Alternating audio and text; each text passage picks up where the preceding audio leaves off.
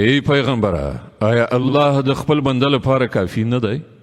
دوی له هغه نه پرته له نورو څخه تاویروي په داسې حال کې چې الله چې څوک په ګمراهۍ کې وغورځوي د هغه لپاره کوم لارښوونکی نشته او چاته چې هغه هدایت وکړي د هغه ګمراه کوونکی هم څوک نشته.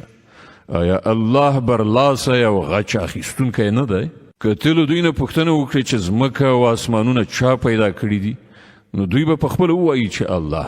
دوی ته ووایه کله چې حقیقت دا دی نو ستاسې څه ګمان دی چې که الله ماته څه زیان رسول وغواړي نو آیا ستاسې دغه معبودان چې له الله نه پرته یې بولئ ما به د هغه له رسول شوي زیان څخه وژغوري؟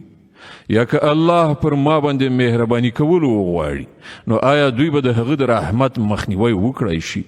نو دوی ته ووایه چې زما لپاره همدا الله کافي دی. توکل کوونکي پر همغه توکل کوي.